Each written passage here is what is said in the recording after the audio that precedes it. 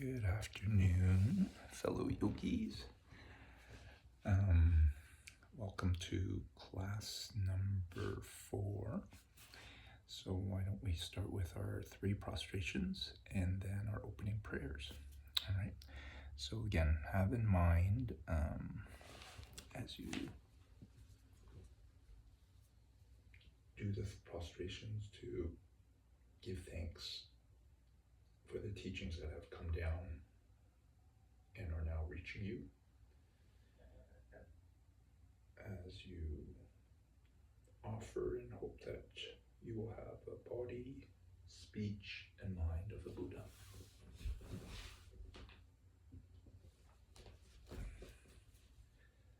Body, speech, and mind.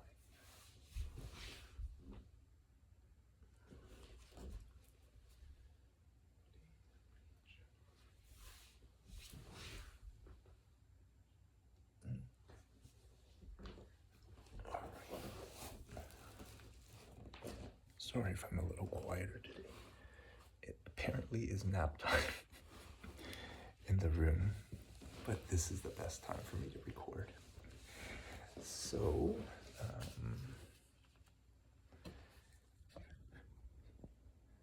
can see big bear and little bear. Anyway, okay. So if you don't have your prayer sheet,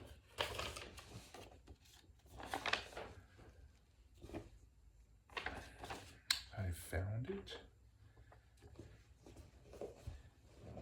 And yeah, we'll do the English again because I do find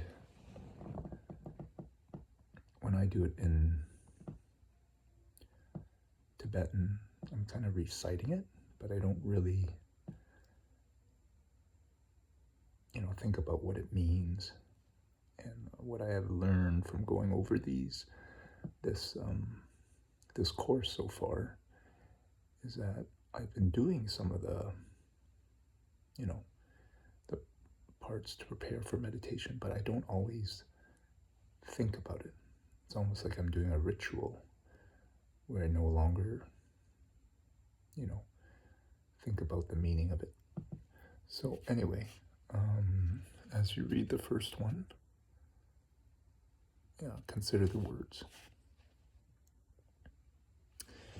Here's the great earth, filled with the smell of incense, covered with a bed of flowers, the great mountain, the 4 continents, wearing a jewel of the sun and the moon.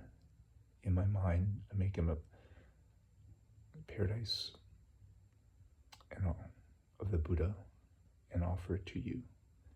By this deed, may all beings reach the pure world. Idam Guru Ratnam Madlakam Niratayami.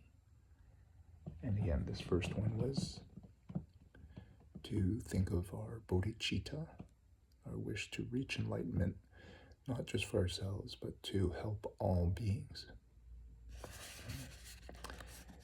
And refuge.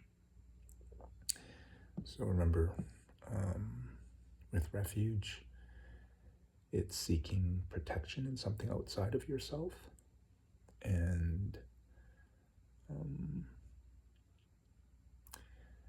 so as you're seeking refuge in the Buddha, in the teachings, the Dharma, in the Sangha, and those who have already seen the direct perception of emptiness, we are hoping that will help us, and they say for Buddhists, at minimum, to not be reborn in the hells, or as a craving spirit, or as an animal.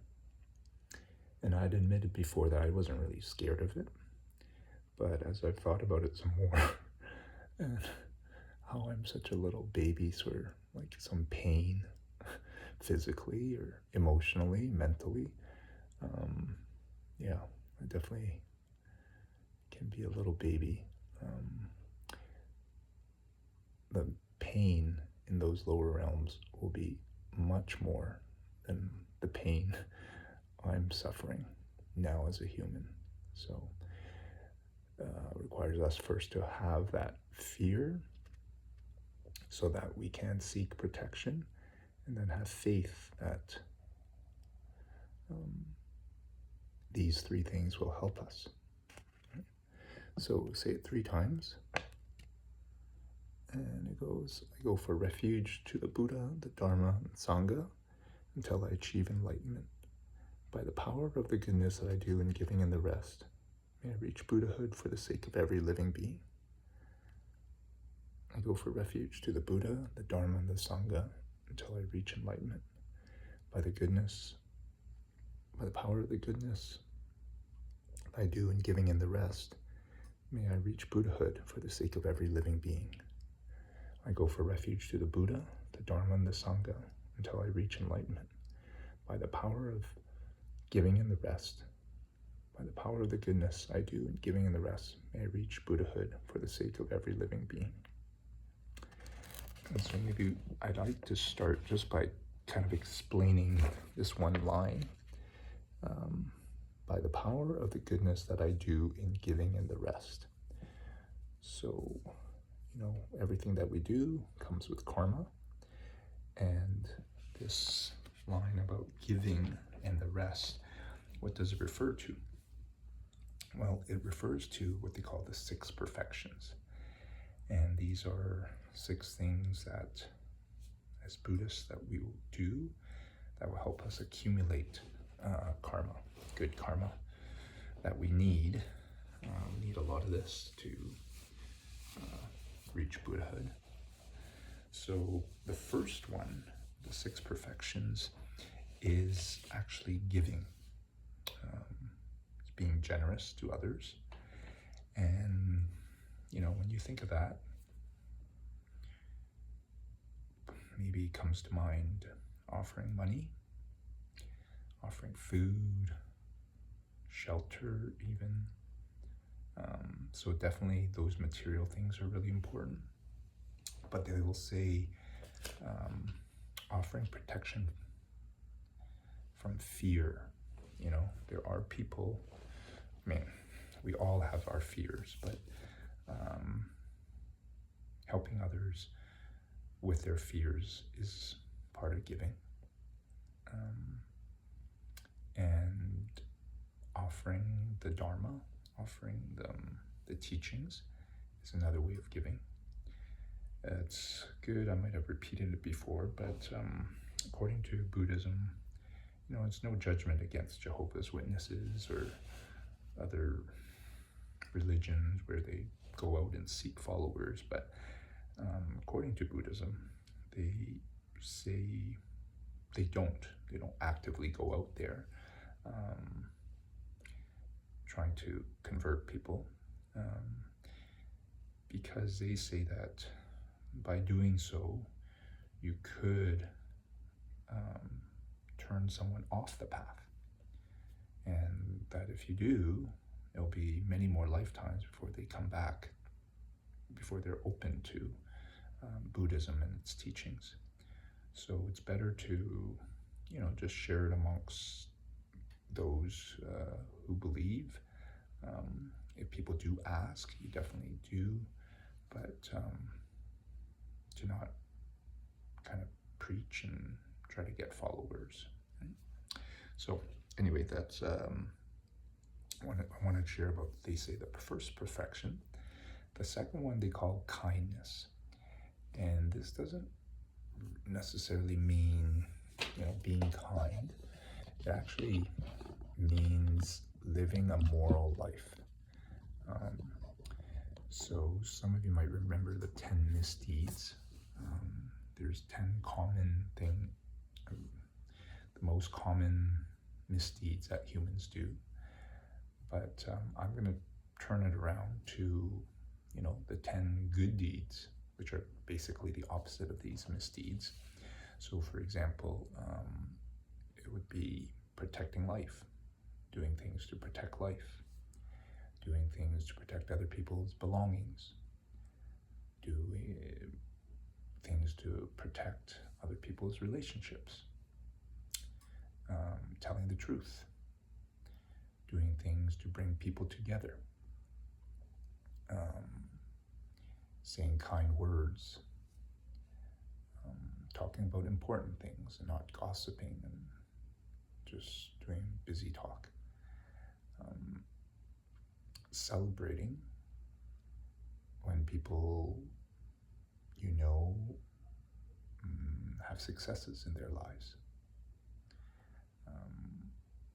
Wishing people well, as opposed to being jealous or wishing them ill will. And then having the correct view that there are, past and future lives, and that karma and emptiness does work. Right? So that is kindness. The third one, they use the term patience. And this one isn't just what we might consider just being patient, waiting in line. It's actually patience when you're really angry and upset. And this is definitely one I think I've shared before that was a challenge for me. It's kind of funny because most people would not think that was for me. But yeah, how did it manifest? I thought I was a very patient person, wouldn't get really upset at many people or many things. But when I was young, I had an older brother who was, I won't say he was a bully, he was just, he was, as a teenager, going through what some teenagers do. They just kind of, or focused on themselves. And so, we shared a room, and if he didn't get enough sleep, I woke him up because I stepped on his bed. He would react. But, I'm younger than him, smaller than him, and, I was scared, that I'd piss him off and get on his wrong side and, learn to have to tiptoe around. And, at one point when I did try to fight back and punched him, he punched back a lot harder, and it scared me, and luckily didn't break my nose. But I think that experience kind of definitely was something I feared, being scared by others. And when I had a child, I had my older son, who's the sweetest, but can be pretty stubborn. I think I shared this story before. We'd get called in when he was in preschool. Teacher would say, "Oh, this is what Patrick did or didn't do," and this is like he's not even in school yet, right? So, but one day on his birthday, we had to bring in stuff for his birthday. His teacher's kind of like, "Oh, don't worry, I don't think, jokingly to us, I don't think we'll call you in and have any incidents today. It's his birthday. He's gonna behave." And end of the day, pick him up. The teacher hands back the cupcakes we made or something, and we're like, I guess what happened? Well, teacher thought Patrick will listen because he really wants his party, and he's lining up and about to go to play, and he's starting to cause problems in the lineup, and the teacher's like, "Patrick, if you don't behave, there's going to be no party." Most kids would have just behaved, right? No, he said, "I don't care about my party," and continued doing whatever he was doing. What did that leave the teacher with? Follow through on her consequence. No party. So no party. And anyway, so I just wanted to share that story just to share, his personality is one that's not going to just follow along. And as he grew up, when he didn't like something, he would let me know, and he wouldn't be shy to, be vocal about it, really push the limits, and though I wasn't physical, and when I get really upset, it just like made me more upset than anyone had ever made me. And maybe there was the fact that I feel like I'm his parent and I need to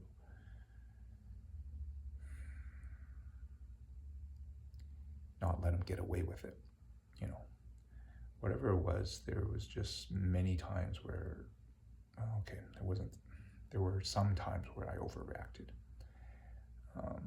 I wasn't physical and I didn't, I apologize each time, but yeah, I used my volume, my voice, my threats, and what did that do? Well, if you believe in karma, I just planted seeds to get the same. And so as he got older, I got more of it, even louder.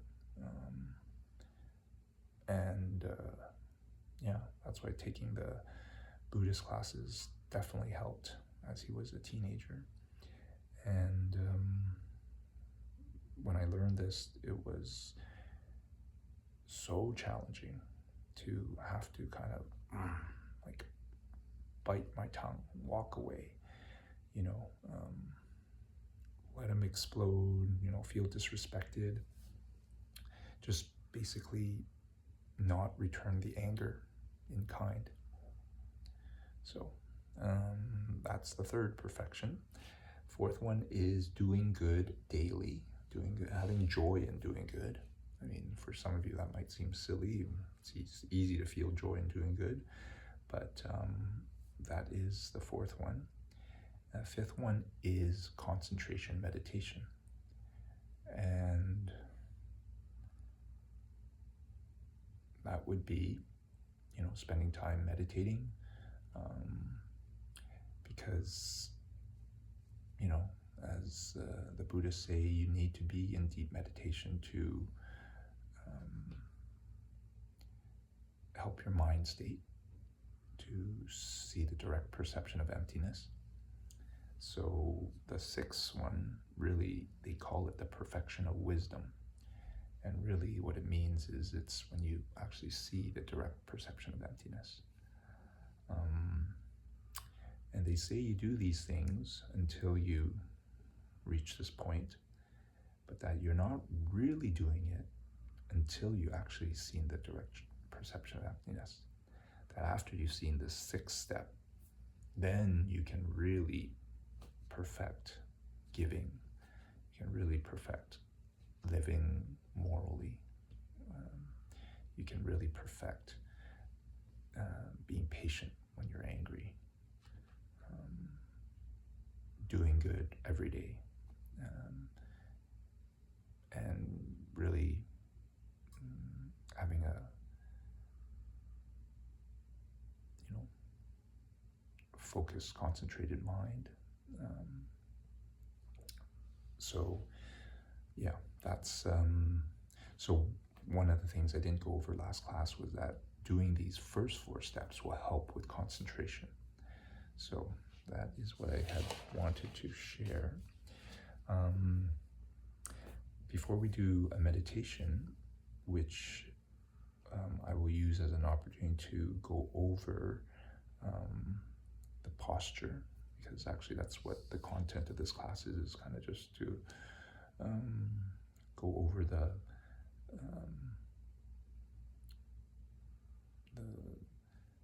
8 parts of the posture that you have to be aware of when you're doing meditation. That I will just kind of review the 6 ideal conditions of meditation from last class. And if you listen to it, you had heard that it seemed to be more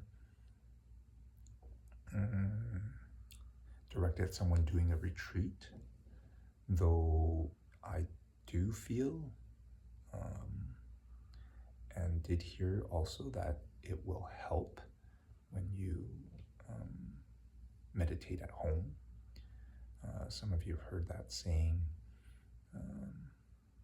I'll go over some of them. And the first one was just simply having a safe and conducive space. And I remember I shared that story about that first night I went on that retreat and how the tent blew. But part of that trip, I didn't have a fridge either. I kept the food in a pail and I kind of just let it sit in the water by the river to keep it cold. And like each morning, something was taken. Just kind of like, wasn't a lot. It was like one item or something. So I was like, man, that sucks. Finally, like on the third day, I was pretty annoyed because, I didn't have to bring that much food. And, I think I remember it was like the last of my yogurt or soy milk or something. And I'm not supposed to talk with anyone, but by the river there's a lot of fishermen. But then I overheard them saying, oh my, I don't know who the idiot is, but someone's leaving food in a pail and the bear's coming to eat it at nighttime. I'm like, oh, okay. And lo and behold, there I was one afternoon sitting in the car, and I look out and I see this huge bear. Yeah, I thought it was an adult bear, and I found out it was a baby bear. And because the next day, the fishermen again were talking about like that idiot's bringing the baby bear over, and that means the mama bear is going to be close behind. So funny enough, that year I didn't really know how dangerous bears were. It didn't seem like it was coming after me. But when I told the story to friends when I went back home, they told me about how bears, when they're hungry, will do crazy things, to get for food. And the next year, I went to a different spot. I had to drive into a little clearing and found a good spot. And that year was a challenging meditation. I was supposed to stay in the van the whole time, like about 10 days. Luckily, I had the excuse, I had to go outside to go to the washroom, so I could go out. Otherwise, I had to tape up the windows with black construction paper with that intent of kind of cooking my mind, giving my mind less to distract so that I could just, things that I had held in, repressed, would come out. So anyway, I parked, taping up the black construction paper, and all of a sudden I hear scrunch, scrunch, scrunch, pretty loud.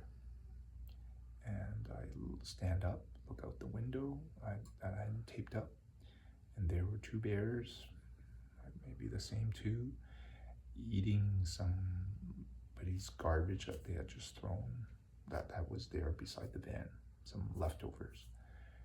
And after they finished, the bear might have smelled me or something, turned around and stood on its hind legs and put its paws on the van.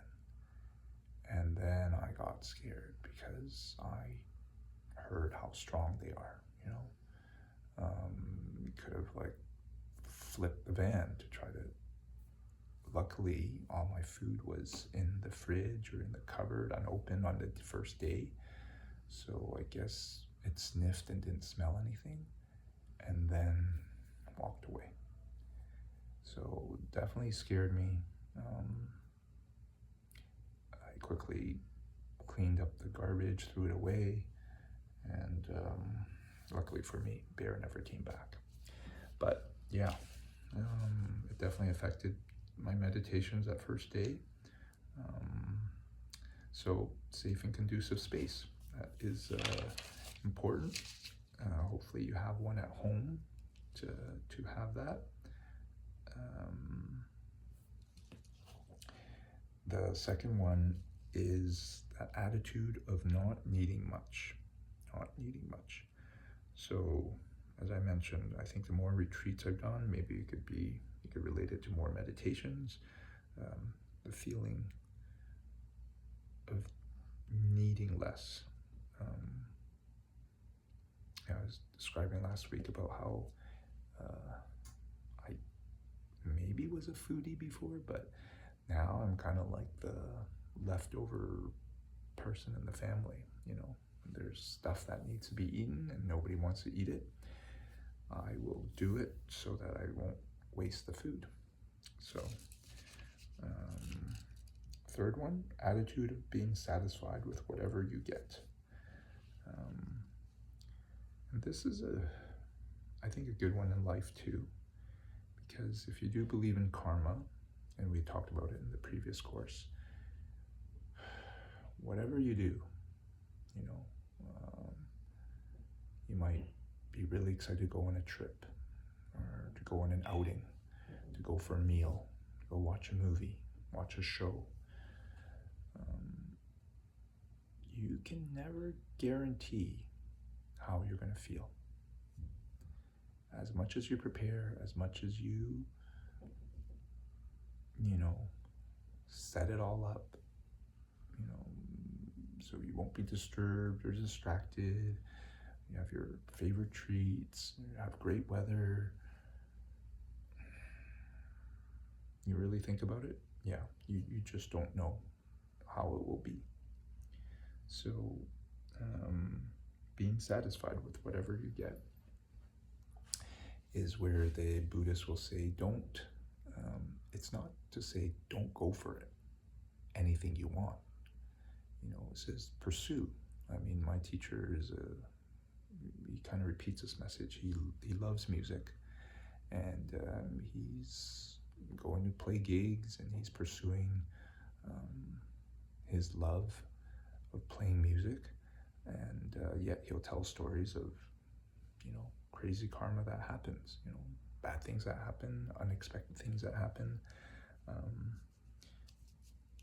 The message I hear from him is, do something, but don't have expectations, or recognize your expectations, and then be open that they won't be what you may hope or expect it to be. The fourth condition, giving up doing a lot of things. Giving up doing a lot of things.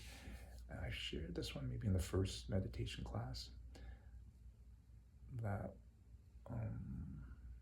in another meditation course I took, the metaphor was to think of our mind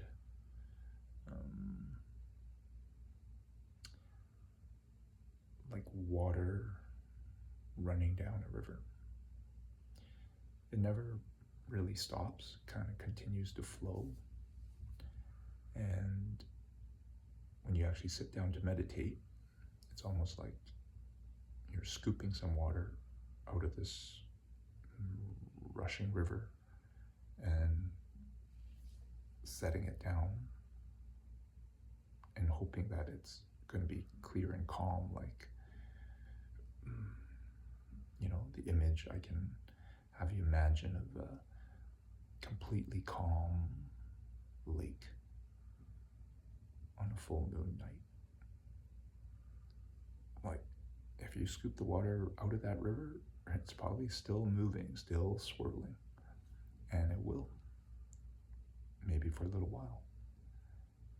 And it might even look clear, but maybe after it settles, after a while, you might start seeing some sand and sediment, rocks on the bottom, leaves floating. So yeah, if you're living a very busy life, it's go, go, go, you are going to have,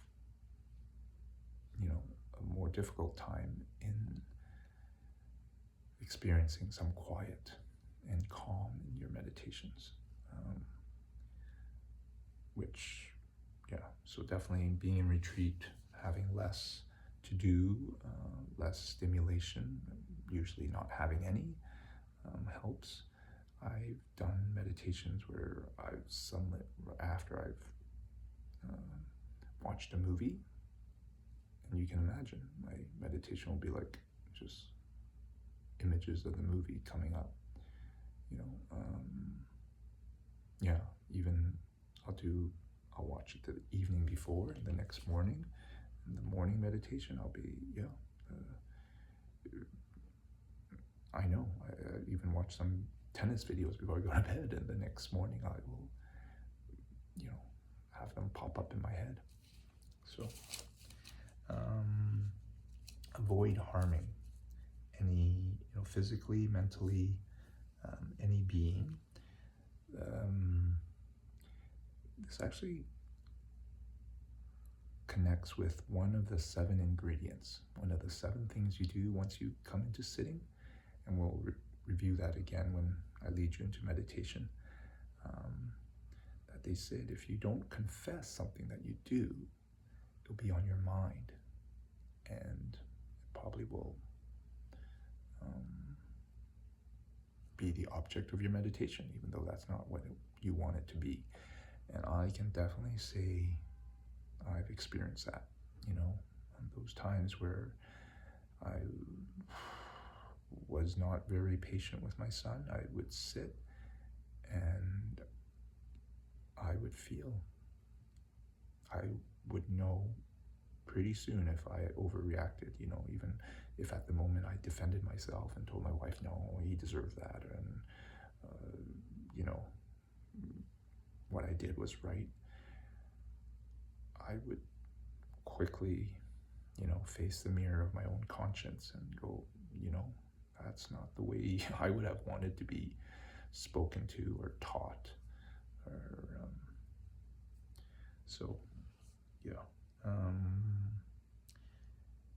On the other hand, I will say, be prepared that if you have things on your mind, if you're forgetful, if you come into meditation, what I love about it is that I've had some great ideas kind of come up, not when you're trying to, but suddenly you'll come up.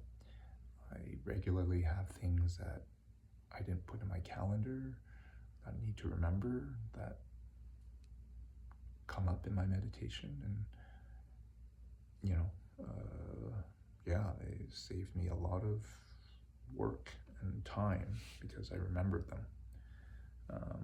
So that's a nice bonus.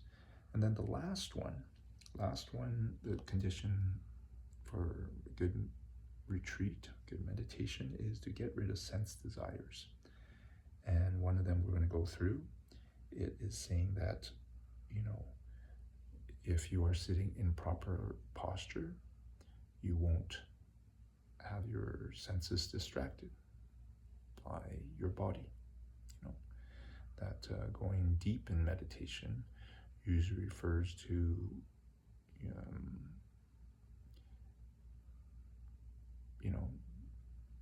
states where you forget you're in your body. I'll personally say that I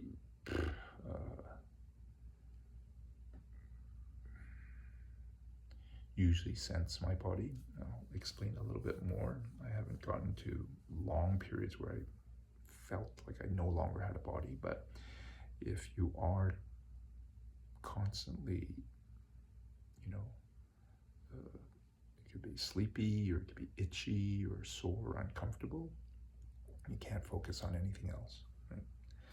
But another meaning of getting rid of sense desires, it is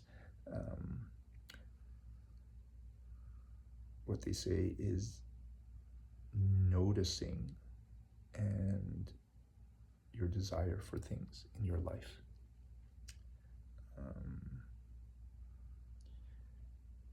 that I just mentioned, Buddhists won't say not to do what you want to do, but just be aware, be especially aware that you don't do misdeeds to try to get what you want. And I've definitely been guilty of that. So that is one of the problems with having desires, is that when you don't, you're not fully aware of them, you may do misdeeds.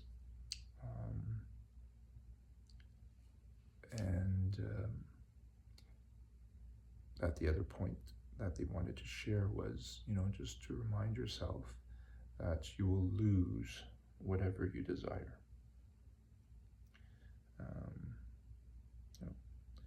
Lose your health, lose your intelligence, lose your attraction to somebody.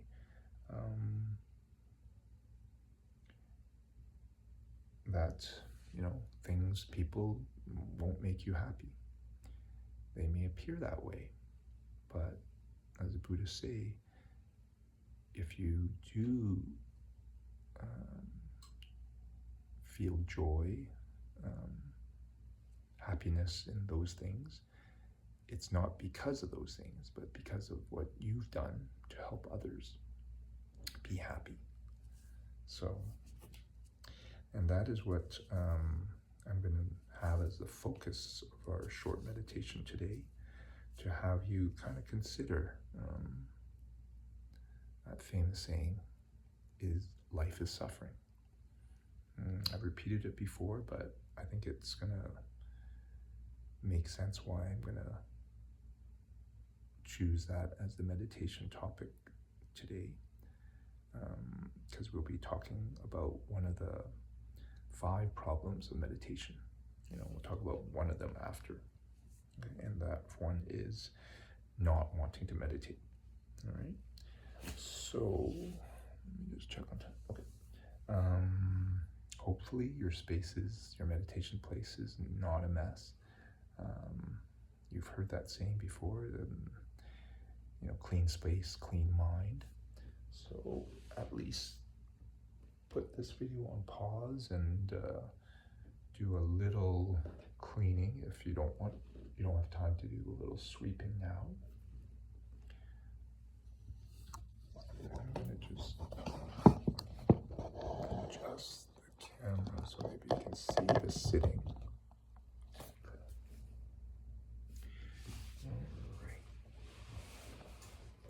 So, as you come into this seated posture, I'll kind of build it from the bottom up, from the legs up to your head. So say it's a 7. In some scriptures, it's 7-part, and some it's 8, because the last one is the breathing, about breathing. I'm going to move the altar a little closer so I don't have to be super loud. But, okay, I want to make sure you can see. So, maybe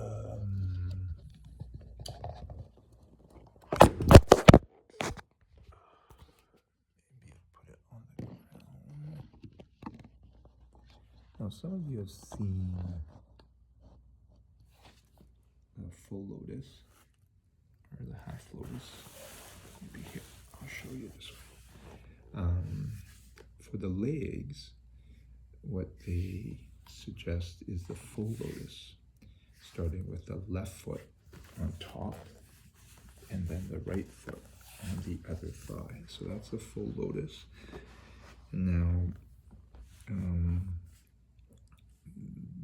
for myself, it's comfortable. It always was comfortable. I'm sure I did in my past life. But for many people, this isn't very comfortable. It can really hurt in the ankle. If the hip is tight, you'll feel it twist in the knee, and you don't want to do that because that can hurt the knee, which takes a long time to heal. So and some people will feel it more as they sit longer in it. Right? So they say if it doesn't feel comfortable, you can't breathe into it, try just a half lotus. So just maybe try the left foot on the right thigh. And again, people's hips are different, ankles are different. So if that one's not comfortable, you could try that right foot on top. And if neither, just cross-legged is definitely fine. You can choose one foot in front, that feels better. Next meditation, switch it up. For many, they say especially men, our hips can be really tight. And what you might see when people, even some try to sit cross-legged, is that the knees come up because it's tight here in the hip. So then what happens is they can't sit straight because they're going to fall back. So then they have to arch their back. So it's really important they say to have the back of your hips higher than the front. So I'm pretty lucky. I only need a small little cushion to do that. I used to have a bigger meditation cushion. It's nice if it's like has some flax seeds in it so that you can kind of adjust it. They're bigger blocks, and many people will use multiple blocks, bolsters, kind of almost set up like a meditation throne, I like to say. So just to make sure and your pelvis faces up, your spine can be nice and tall. Right? And for some of us, the knees might still be a little high, and a little support under the knee can help so that you're not needing to feel a stretch in the inner thigh. Right? So I had told you before that you can, if you have a cold floor, you should put, a yoga mat or a towel underneath. I usually use a little robe that I can sit on, and then I actually use it to cover my hands, keep my hands warm. Let me grab it and show you.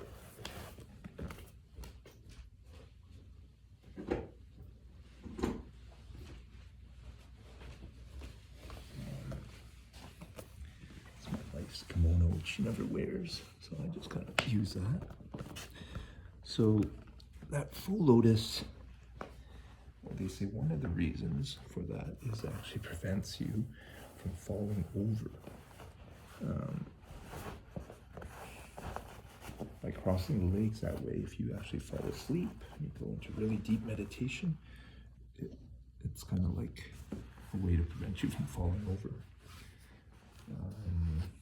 And a lot of, yoga postures were meant to help open the hips and the knees and the ankles so that yogis could sit in this pose. That's actually what the postures were for, not just to,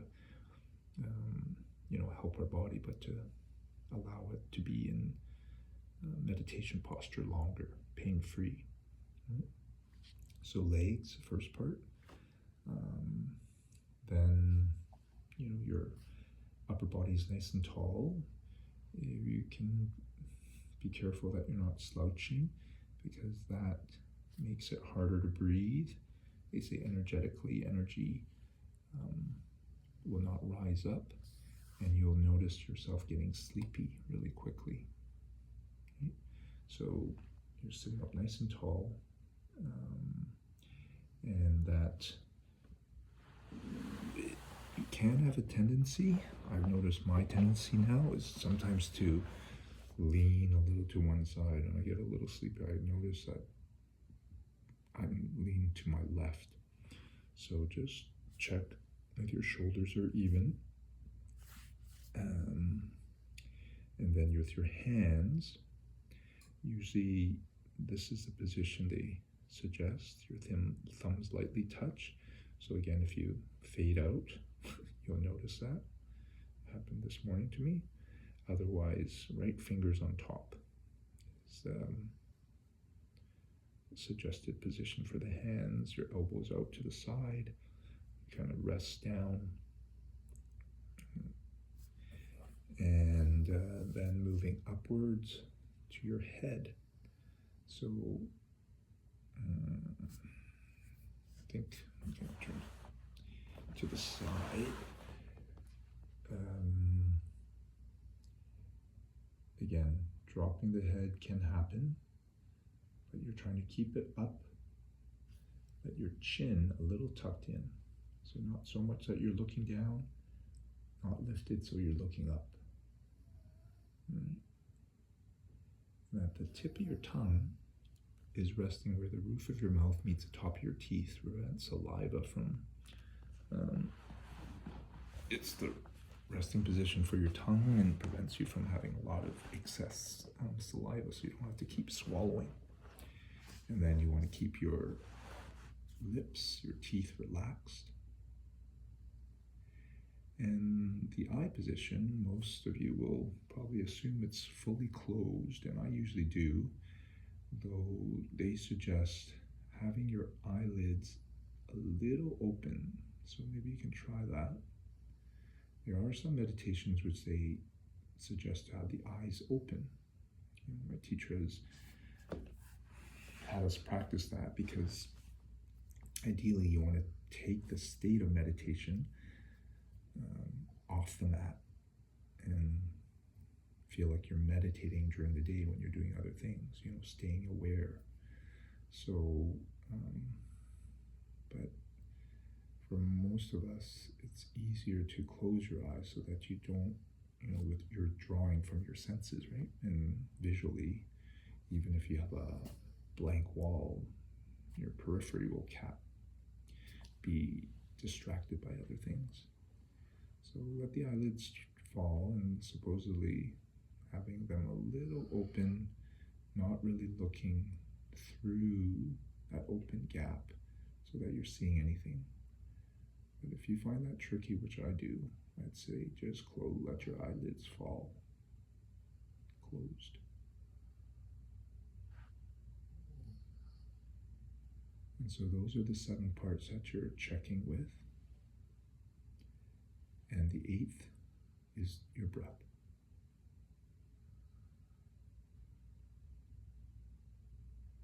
So unless you can't breathe through your nose, they suggest you do so.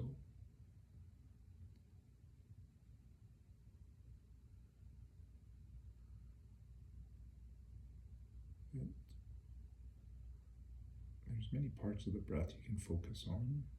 You can focus on the expansion and contraction of your body as you breathe.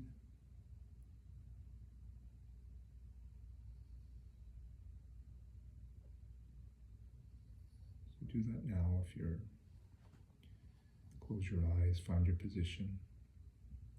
You can follow the breath through your nostrils. I'll move a little closer to the phone so you can hear me a bit better. You can even focus on the little pause at the end of your inhalation, a little pause at the end of your exhalation. It changes day to day.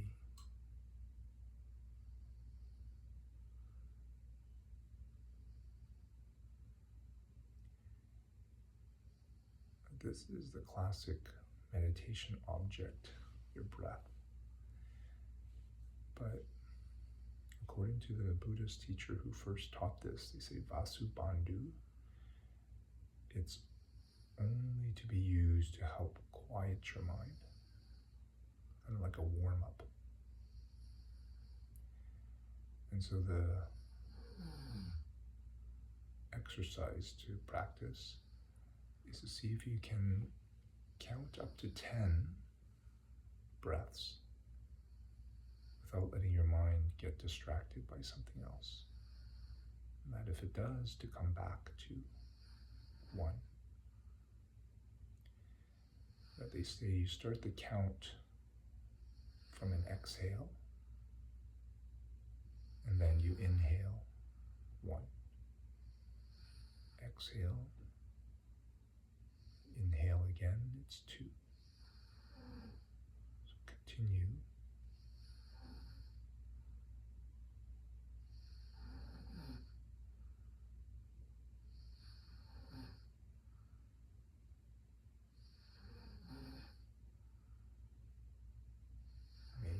background. My wife snoring, providing a good example of breathing through the nose.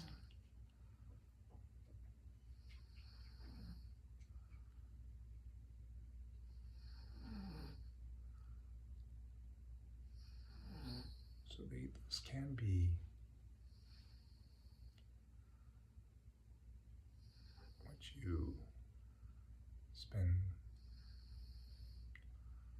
quite a bit of time on, because it's not easy to reach up to 10 without thinking of something else.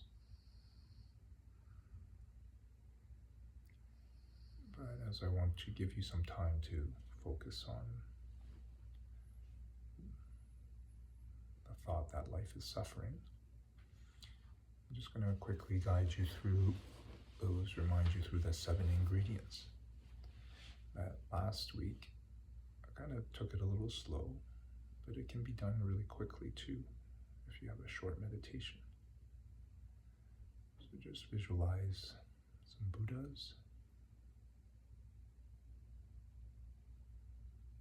Remember, there are many. Do 3 prostrations, offering your body, speech, and mind. Make some offerings to them. Remember, in the water bowls, it's the water to wash your feet, to drink, flowers, light, incense, perfume, food, music. Think about anything you want to confess, anything. It doesn't have to be very big, it could just be a thought.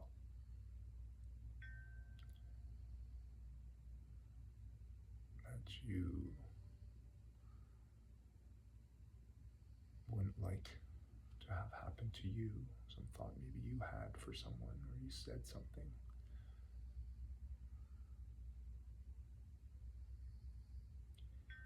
Now think of a good deeds you did.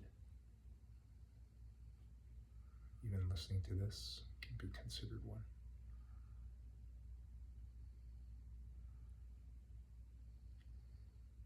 And then seeing the Buddhas as your teachers who can emanate as anybody, anything.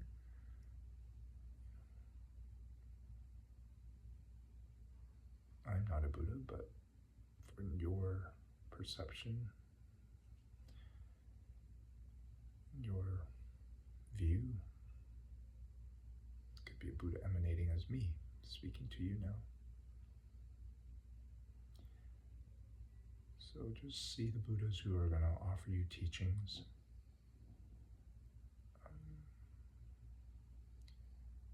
To ask them to continue to teach.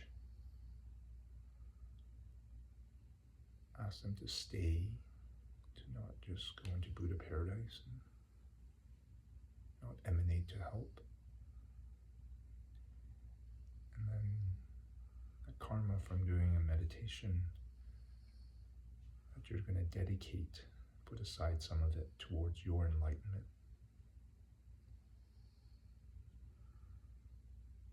So that when you reach enlightenment, you can help all beings no longer suffer. Be in continual joy and peace and bliss.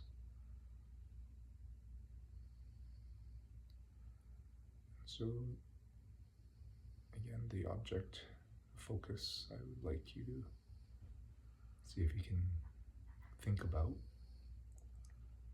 is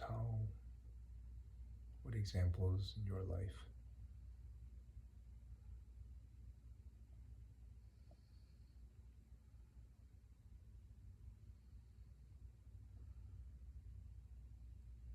is suffering? Is life suffering? this human life that we all share.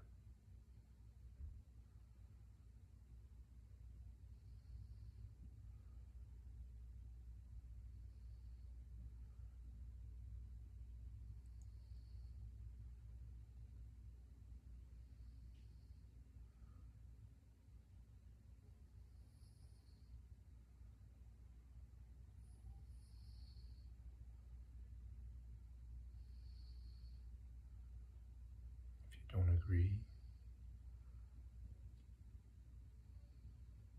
consider what happens as you get older, when you die.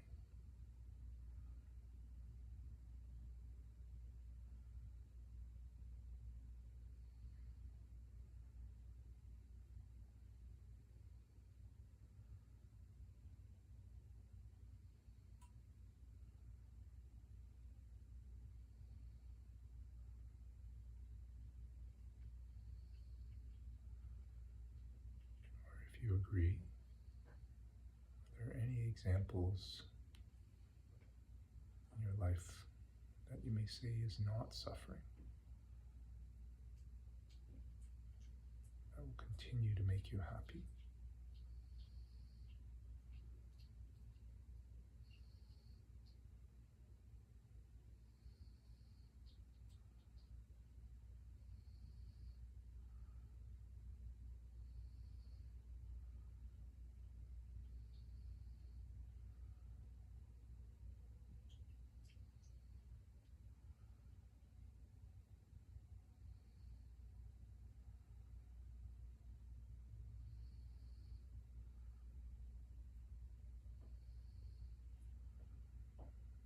If you do think of something, consider what would happen when you actually do die.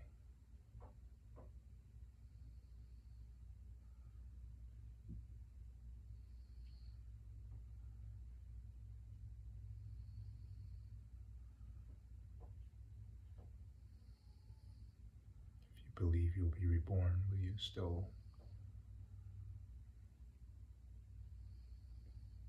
have that person or the thing, that experience or memory?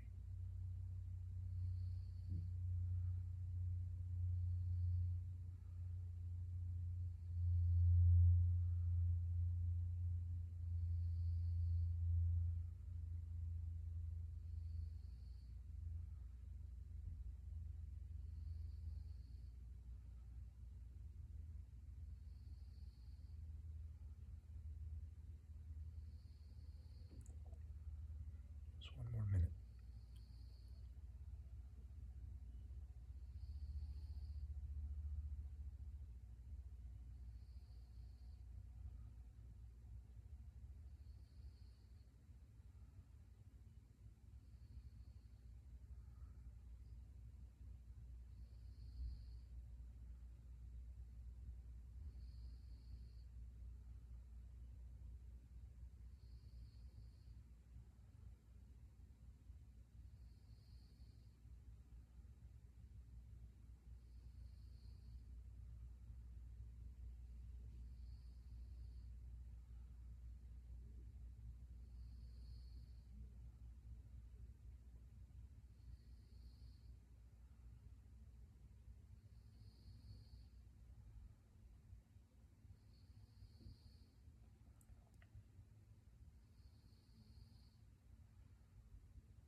Enjoy 3 more breaths.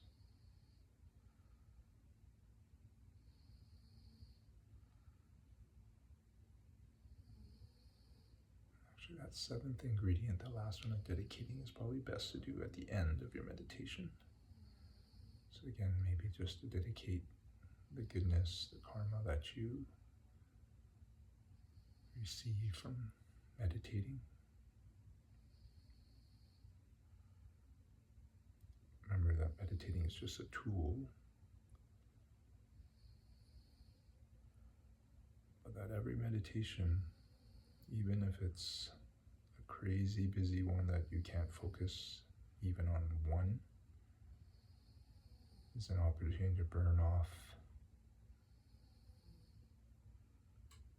bad karma, so that as my teacher will say, there's never a bad meditation. Only bad one is one you didn't do. But to dedicate the goodness from your meditation towards your enlightenment. And just tuck your chin in around your back. Usually I like to end this way because your back can be a little bit stiff. Lean forward and then lean back. Just a little sitting cat pose just to stretch out your back, front of the body. Rub your palms so they're nice and warm. If you're wearing glasses, take them off. And you just cup them over the one sense we use so much during the day, our eyes.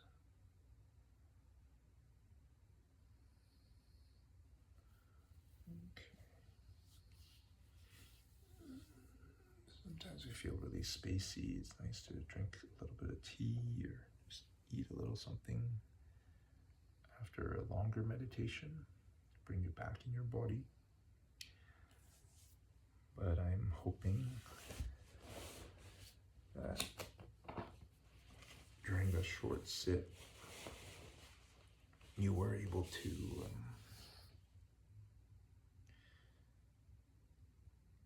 consider that life is suffering. There are two sayings I just heard.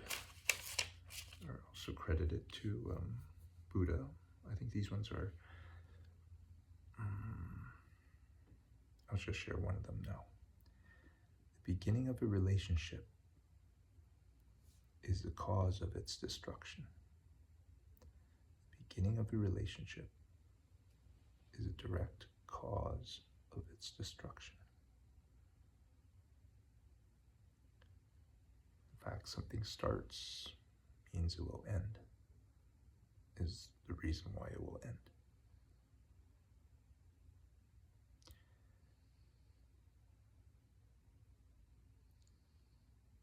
And so this meditation I chose isn't kind of by accident, because they say the most common problem for meditation, out of 5 common ones, we'll cover the next 4 next class, is not wanting to do it, not wanting to meditate. And yeah, it makes sense. Why sit, do nothing when there's so many things out there to do? You can get on your phone right now and there's endless videos on endless topics. You know, yeah, your phone is a portal to constant stimulation. So why meditate? Well, if you do believe this life that we live in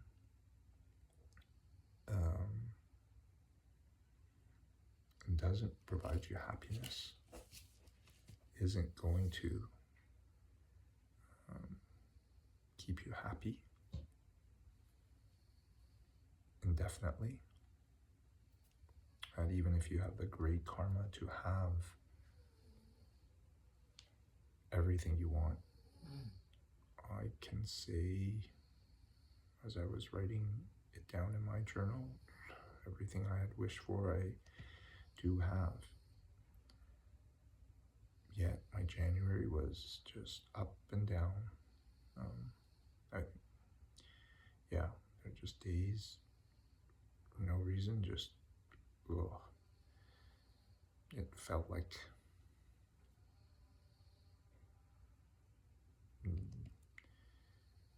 suffering.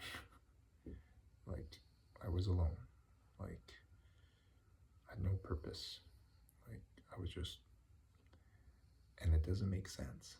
You know, I would write out all the things I have and appreciate, and yet that's the karma I was feeling that come up. I could give you other reasons why, the weather, missing somebody, tired, or feeling sore or whatever, but yeah,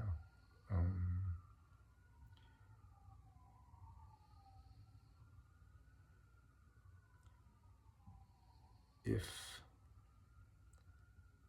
most people who do feel there is happiness to be found in this world probably aren't watching this video and probably trying to pursue the things that they think will make them happy. This is why the Geshe Michael Roach says, he was at the temple with his teacher, and he goes, it's just a matter of time. Everybody comes to the temple. Some people younger, most when they're older, when they're about to die. We all know about people who want to confess their sins on their deathbed to a priest. So they say the first antidote to not wanting to meditate is to really consider the benefits of meditation. That, this is to develop our concentration so that we can move forward on this path towards Buddhahood, towards being in bliss all the time. And, the 5 stages, they say, of accumulation, accumulating good karma so that you can prepare the second path to see the direct perception of emptiness, which is the path of seeing, and then habituating yourself to what you have seen, which then finally takes you to that 5th path of no more learning. It requires us to be in deep meditation. It requires our mind to change. And so if, it's not to say we give up on doing anything in the world, but it's giving up believing that the results of what we're doing will make us happy. There was another message I heard, that we move because we want to be happy. Literally, the reason we move to do something, think about it, is to do something to help us be happy. You're choosing that now. And when this ends very soon, you'll choose to do something else that you think will make you happy. We're trying to choose those things all the time, or choosing to do things to avoid feeling pain. So why not do something that, will help you, not just in this lifetime, not just for a very short time, but to help you for a long time, indefinitely, eternally, which I will give a shout out to. The movie just came out at the theaters, but it was on some streaming site. The movie Eternity, I think it was a good one, and I recommend you, if you have time or if you read about it and it calls you to watch it. But yes, that is, to remember the benefits of this practice, what it promises to really help each of us with, what we each really want. Everything that we do, going to work so that you can be paid, so that you can have food, shelter, entertainment.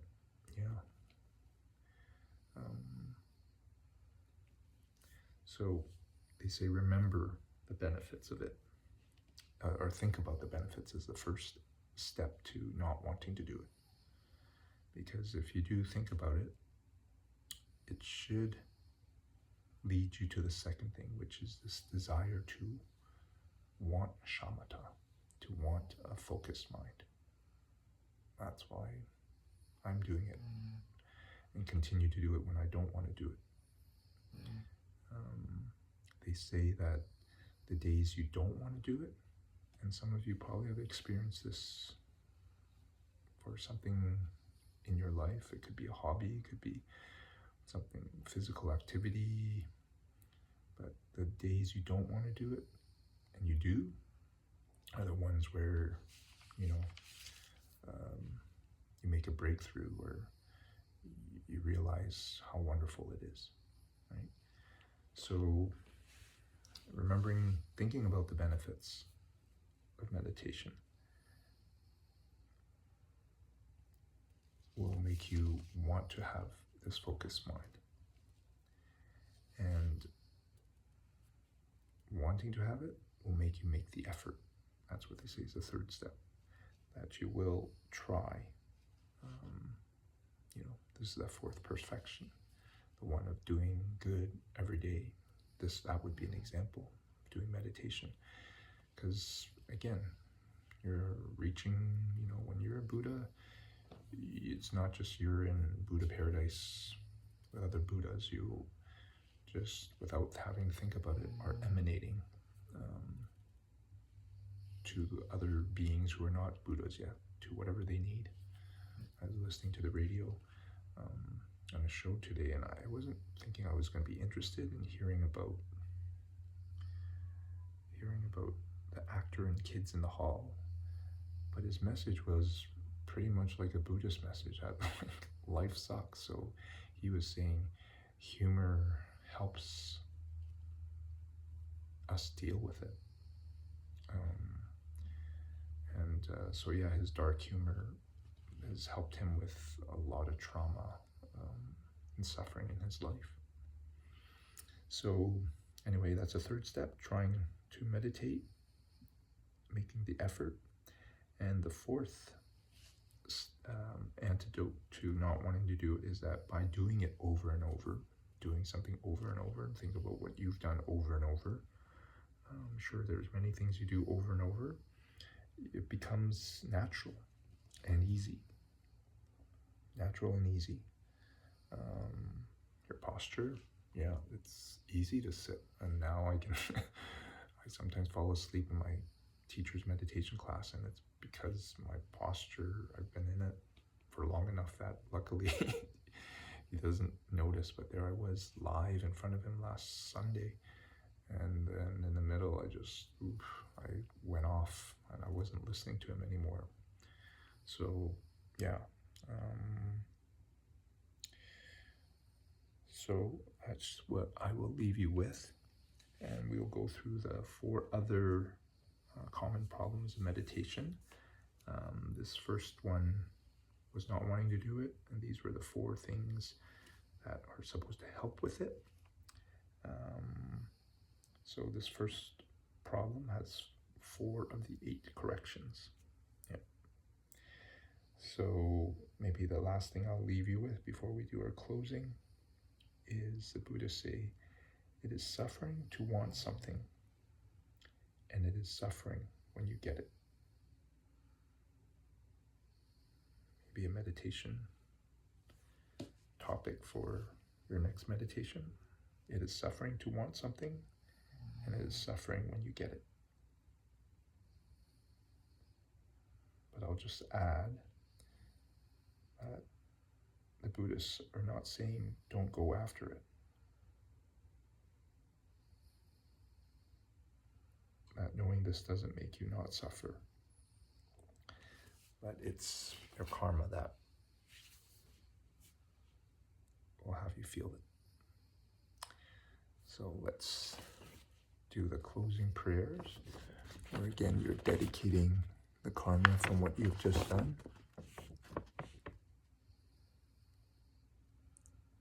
By the goodness of what I've just done, may all beings complete the collection of merit and wisdom and thus gain the two ultimate bodies that merit and wisdom make. And do your 3 prostrations.